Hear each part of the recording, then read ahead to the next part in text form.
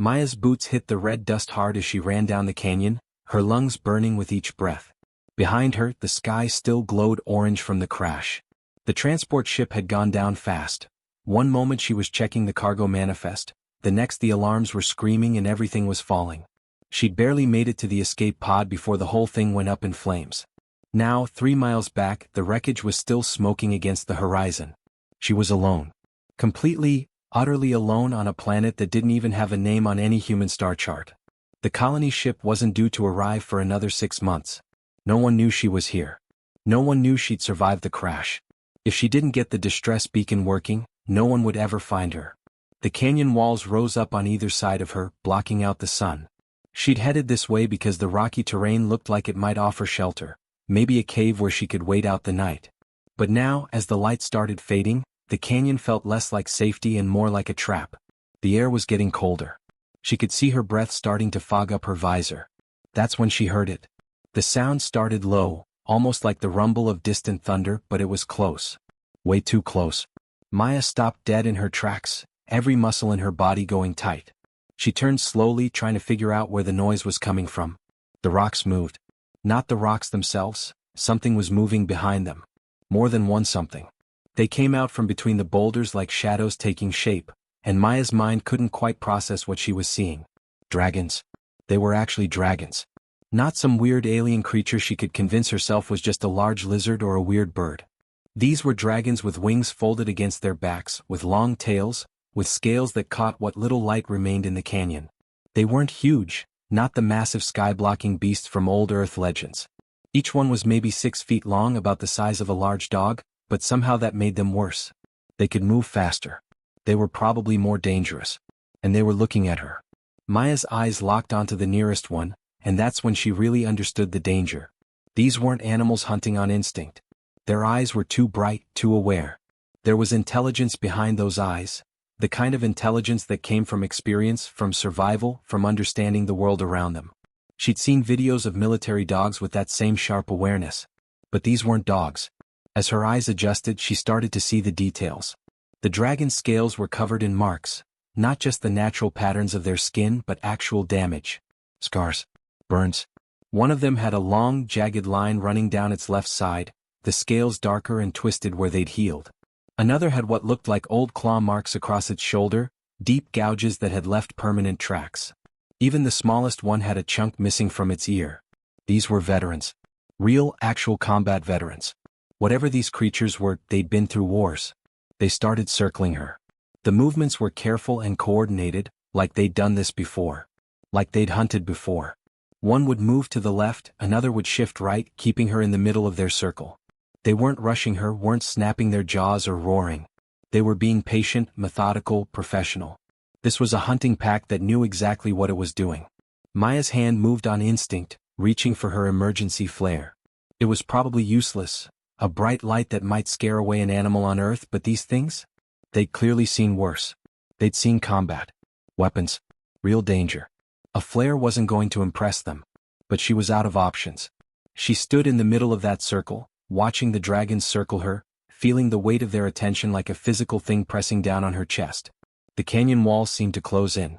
The sun was almost gone now, and in the dimming light, the dragons looked less like creatures and more like shadows. Dangerous, patient shadows that had nowhere else to be. This was it. This was how it was going to end. Crashed on an unknown planet, alone except for 5 intelligent predators that clearly knew how to hunt. She was prey and they were the hunters. And there wasn't anything she could do about it. The largest dragon stepped forward. It was the one with the scar, the jagged line that ran from its eye down to its jaw, like someone had tried to cut the creature's head clean off and failed. This one was clearly the leader. The other 4 stayed back slightly, watching, waiting for their commander to make the first move. Maya's heart was hammering so hard she thought it might burst right through her chest. This was the moment. Everything she'd survived, the crash, the explosion, the desperate run through the canyon, it all led to this. This was how she was going to die. Not in some dramatic way, not fighting back. Just standing here, watching a scarred dragon walk toward her with hunger in its eyes. Time moved strangely. Each second felt like an hour. She could see every detail, the way the dragon's claws clicked against the hard ground, the way its tail swished back and forth like it was getting ready for something. She could hear its breathing, heavy and deliberate. She could smell it too, something like burnt metal and stone dust. The dragon was close now. Close enough that she could see individual scales, could see the different colors mixed into its hide, reds and blacks and deep purples that seemed to shift in the fading light. Close enough that she could see the scar more clearly, could see how the scales had grown back rough and uneven around the injury. This creature had been hurt badly. It had survived something terrible. That's what made it so terrifying. Maya's hand moved without her thinking about it. She raised it slowly, deliberately, with her palm facing outward toward the dragon. It was the only thing her brain could come up with. The universal sign. The signal that humans used to show they meant no harm. Look, no weapons. Look, I'm not a threat.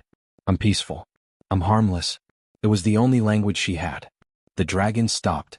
All 5 of them froze at exactly the same moment. Their heads tilted at the same angle, like they were processing something they didn't understand. The leader's eyes narrowed, focusing on her open hand, trying to figure out what this strange gesture meant. For hundreds of years, maybe thousands, these creatures had existed across the galaxy. They'd seen countless planets. They'd encountered dozens of different species, hundreds of different civilizations. They'd been through wars.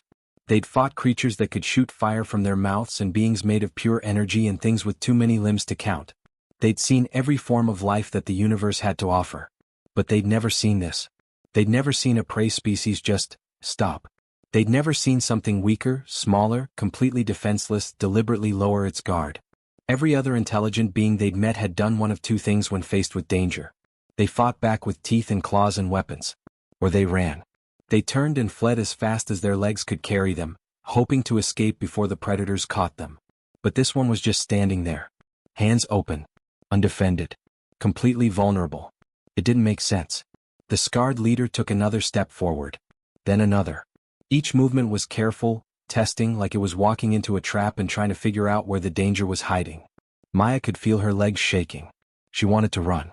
Every instinct in her body was screaming at her to turn and sprint down the canyon as fast as she could. But she forced herself to stay still. Moving would be a mistake. She understood that on some level that went deeper than thought. If she ran, the dragons would chase. If she fought, the dragons would fight back.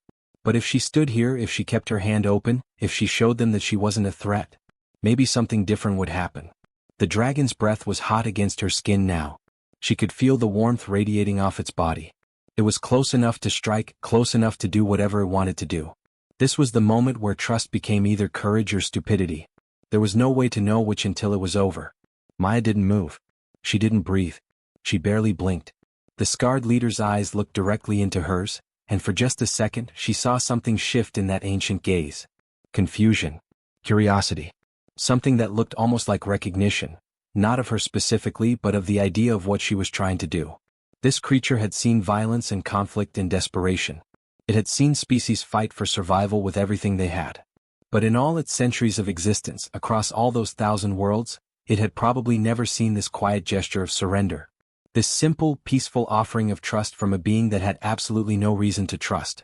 The moment stretched between them, thin and fragile as glass, waiting for someone to break it.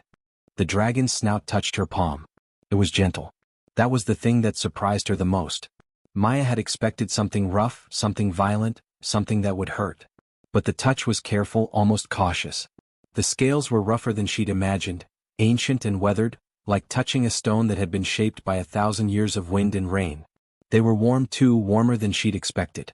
She could feel the pulse of life underneath, the blood moving through the creature's body, the heat of a living being that had survived impossible odds. For a moment, time stopped moving forward.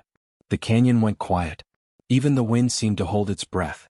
There was just her hand and the dragon's snout, making contact across the space between species. And something changed. It wasn't magical. It wasn't some mystical connection that suddenly made them understand each other perfectly. But in that moment of contact, something real shifted. The dragon's eyes changed. The hunger that had been there, the predatory focus, the calculation of how to take down prey, it faded. What replaced it was harder to name. Recognition maybe. Understanding. The dragon was seeing her not as food, not as a target, but as something else. A being. A consciousness.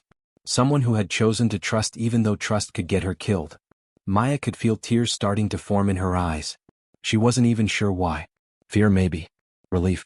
Exhaustion finally catching up with her.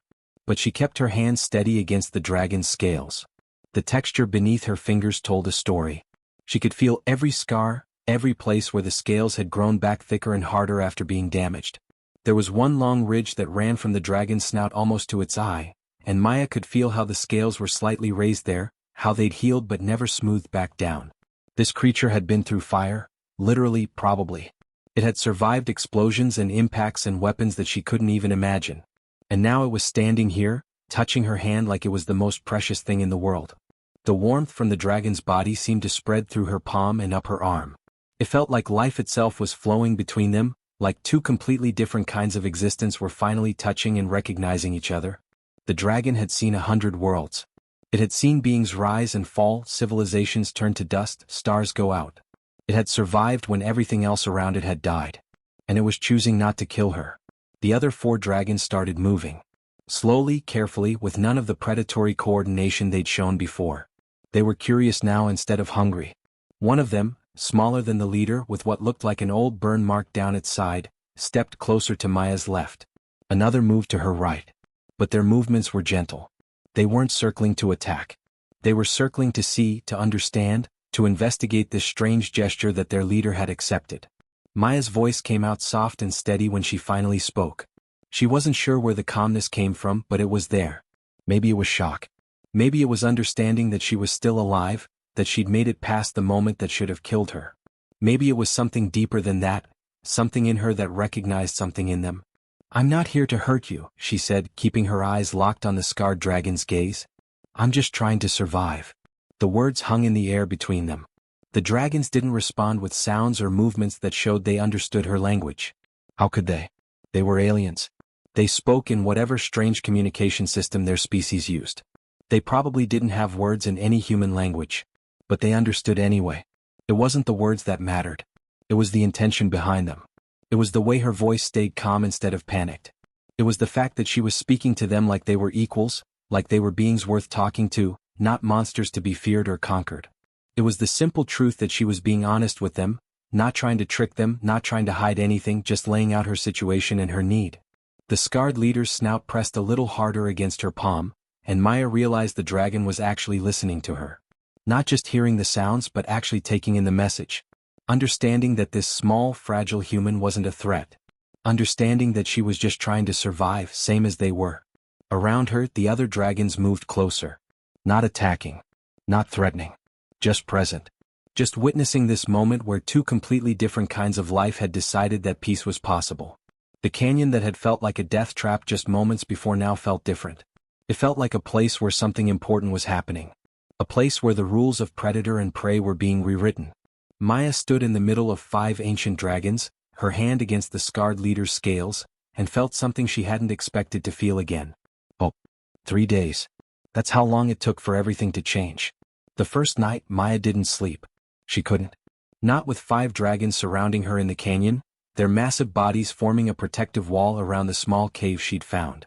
But as the hours passed and nothing bad happened, as she felt the warmth radiating from their scales and heard the soft sounds of their breathing, something shifted inside her. The fear didn't disappear completely, but it transformed into something else. Something closer to understanding.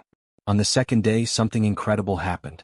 Maya was sitting against the canyon wall, trying to figure out how to ration the emergency food from her suit, when the scarred dragon, the leader, came and lay down next to her.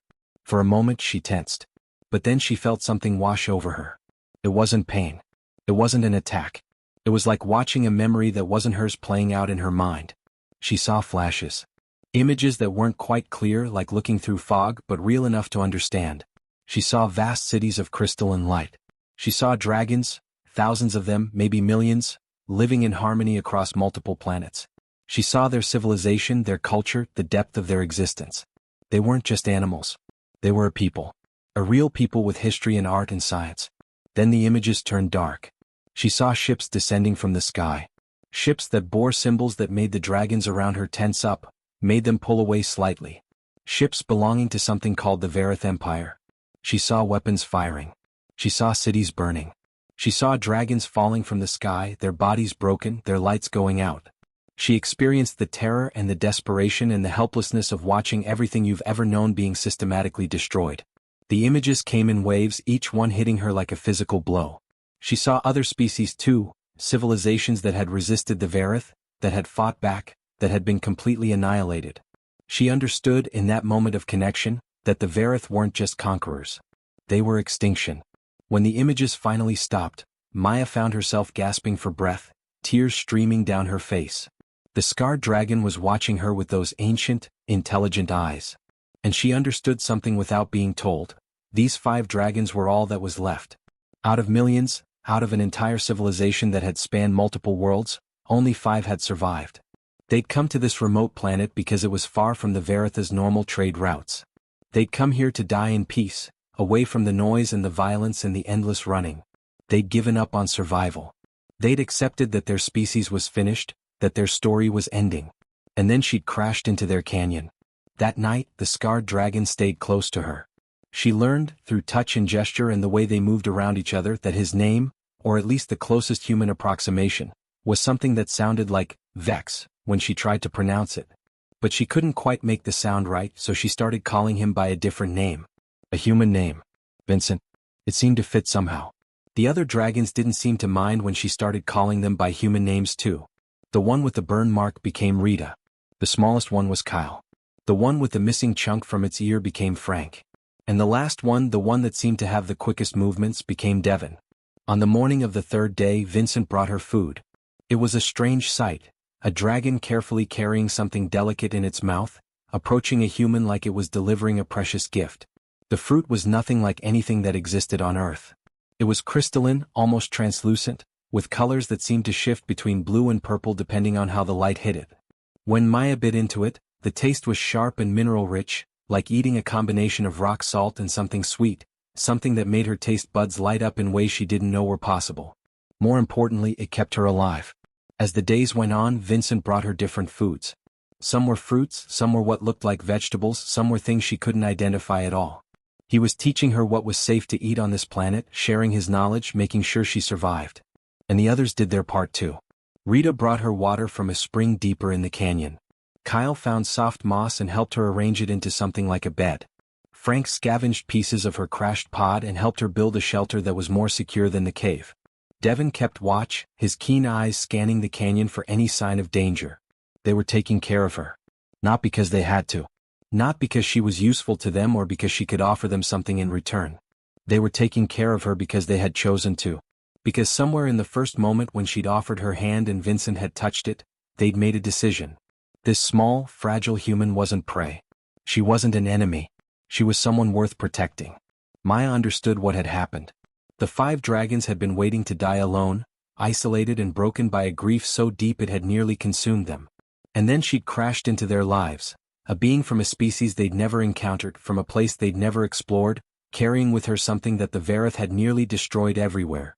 The capacity to choose peace, to offer trust, to show kindness without expecting anything in return. They weren't predators and prey anymore. They weren't strangers sharing a canyon.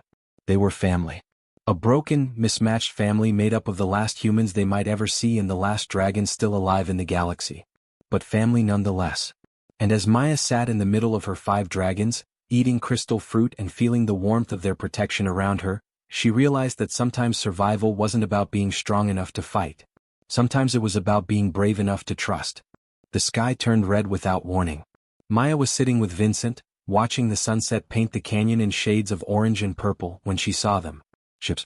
Massive ships that blotted out the stars as they descended through the atmosphere.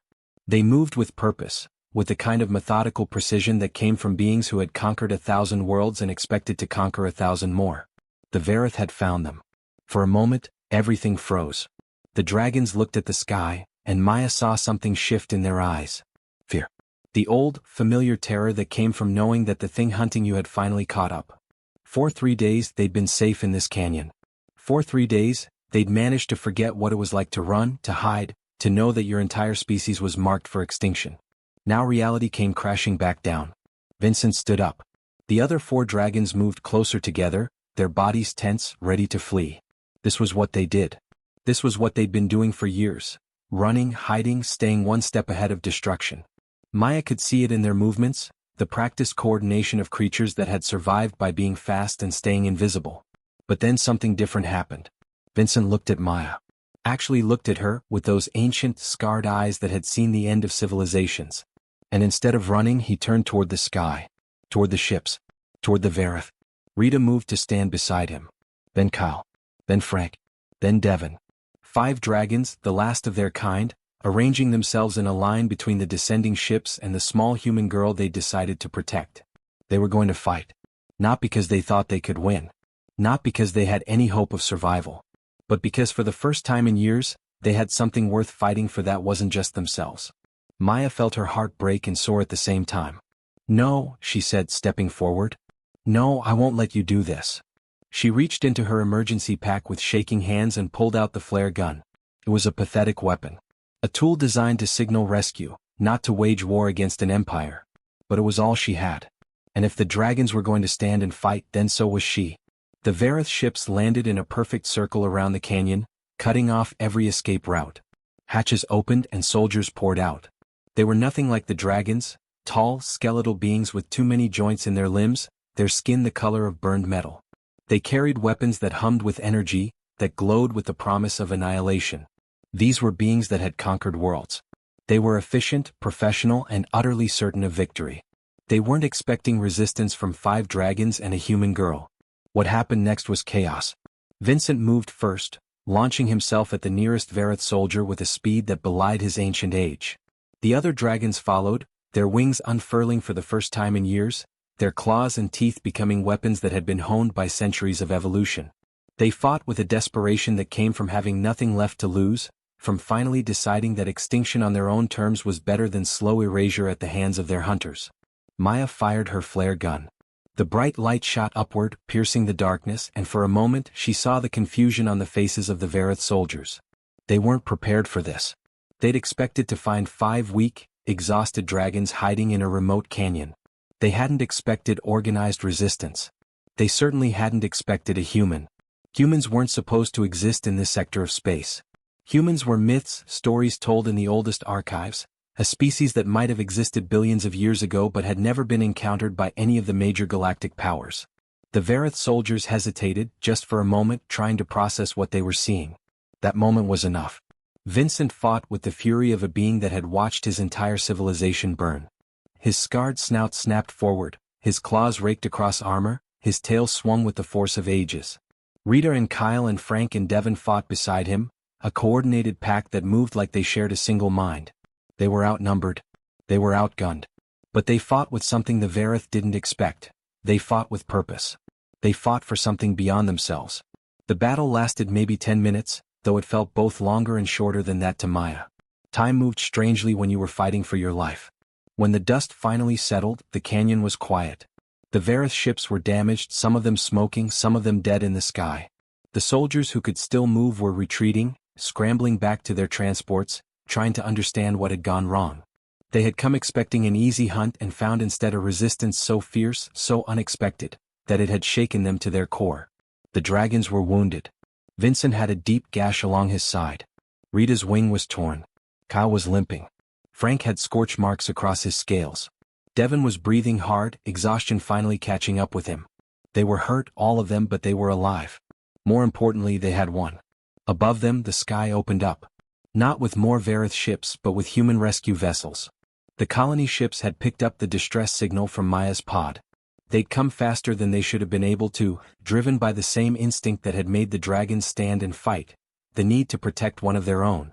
Maya watched as the rescue teams descended, their faces visible through the transparent helmets, their expressions shifting from professional efficiency to absolute shock as they realized what they were looking at. Dragons. Actual living dragons. And worse, these dragons had just fought the Vareth. They'd just engaged an empire in combat and lived to tell about it. As they lifted Maya toward the rescue ship, she looked back at Vincent. The scarred dragon watched her rise toward the sky, his ancient eyes following her ascent. In that moment, something passed between them, a final acknowledgement of the bond they'd formed, the connection that had changed everything. Vincent understood. Somehow, despite the distance and the difference in species and the fact that they came from completely different worlds, he understood. What he and Maya had found in each other wasn't just friendship. It was proof that the universe didn't have to be defined by conquest and destruction. It was proof that peace was possible, that understanding was possible, that a simple gesture of trust could change the fate of civilizations. As the rescue ship rose higher and the canyon fell away beneath her, Maya realized something profound. Humanity's first real contact with the wider galaxy wouldn't be about conquest. It wouldn't be about finding new worlds to colonize or resources to exploit or enemies to defeat. It would be about hope. It would be about a human girl and 5 dragons proving that connection could matter more than survival, that kindness could be stronger than weapons, that sometimes the most powerful thing in the universe was simply the choice to trust another being. The Varith would report what had happened. They would tell their empire about the dragons that fought back, about the humans that shouldn't exist, about the alliance that had formed in a remote canyon on a forgotten world. And slowly, carefully, that story would spread through the galaxy. There was a new player in the game now. There was a species that the Varith Empire hadn't accounted for. And more importantly, there was proof that their enemies could work together, that species could unite against tyranny, that hope could still exist in a universe that seemed determined to crush it. As the rescue ship pierced the atmosphere and rose toward the stars, Maya pressed her hand against the window and looked back one last time. She couldn't see the canyon anymore, couldn't see Vincent or the others. But she could feel them down there, scarred and wounded but alive, carrying with them the knowledge that they weren't alone anymore. And that knowledge changed everything. The end.